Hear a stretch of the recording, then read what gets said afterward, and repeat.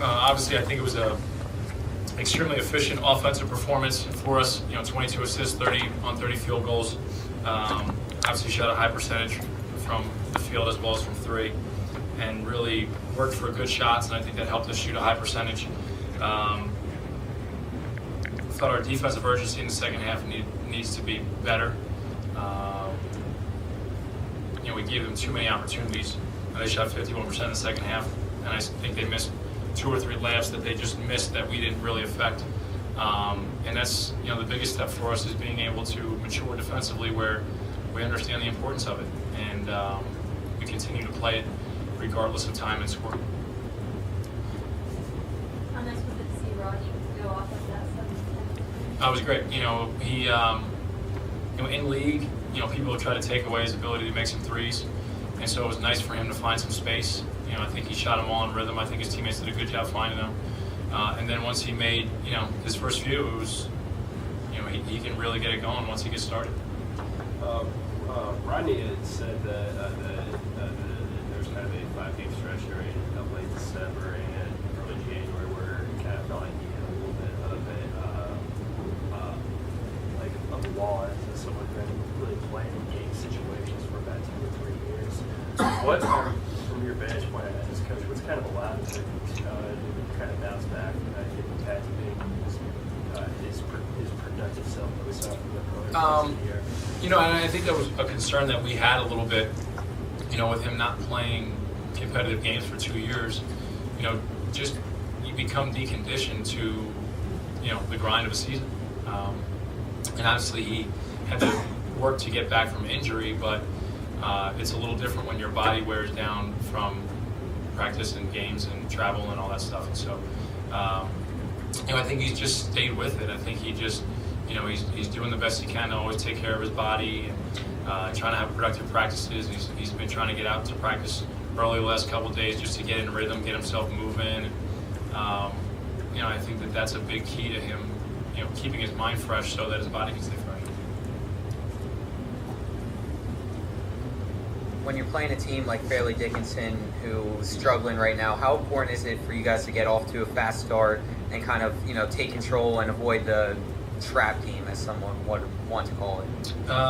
It's very important. I think for us, regardless of who our opponent is, we've played better when we get off to good starts. And that's not really, next level coaching, right? Just making sure you get up with the proper amount of energy and enthusiasm and things like that, I think is really important for us. And we're a team that when we see the ball go through the basket early, we feel more comfortable. And I don't know if that's necessarily a good thing, but that's kind of the personality of who we are. And so, to kind of build a 21-8 lead, I thought we built that lead and then we kind of took an exhale. And that's what concerns me the most is that, maintaining that level of effort, the sustained effort constantly is huge. And we're still working on that. We still talk about it, and we're still going to need to improve it. Avalon gave us 15 minutes, 8 points, 5 assists. Yeah, he again, it's the way you prepare yourself a lot of times is the way you play. And he was down in the gym today about 12:30, and he was on the court at 1 o'clock, and shoot around was at 2. And Tim Lawrence had him out there working out and getting shots. And I think when you do those kind of things, you start to get your mind prepared and focused to play.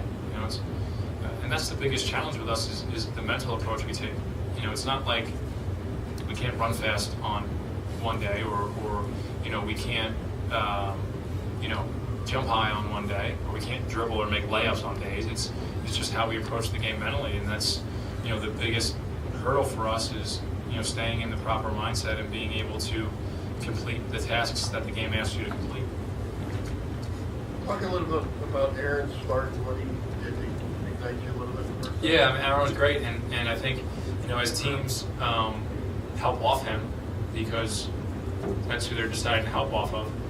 What's great about Aaron is he has such good knowledge of what we're trying to do offensively that he knows the open area to get to, and can make you pay when you help off him. And so the teams are going to do that.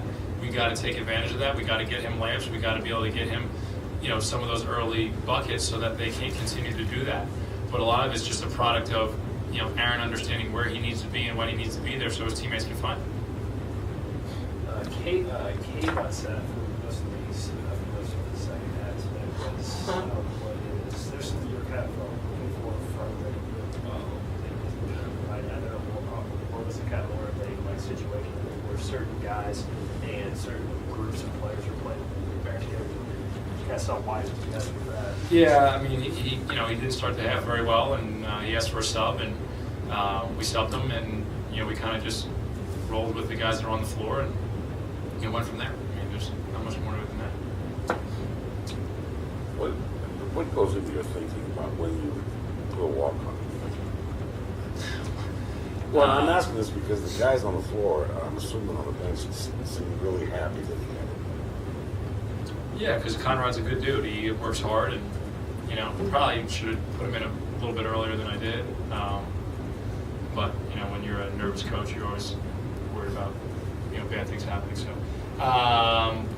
you know, I don't know. Like I said, he works very hard in practice every day. He's been a great addition to us, and the guys really like him and respect the way he works. And so I think they want to see him get in there and get an opportunity to shoot. I mean, as soon as he went in, you know, all the guys in the court were talking about getting him a shot. I would tell them that if the shot clock was off, we weren't shooting.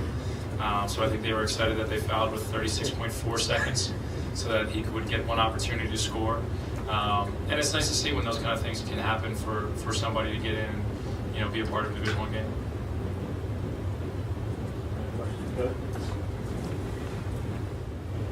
Does it just feel good to put a lot of wins like this together, 4 in a row now, and just kind of rolling? Is there like a different feeling there what there was earlier in the year?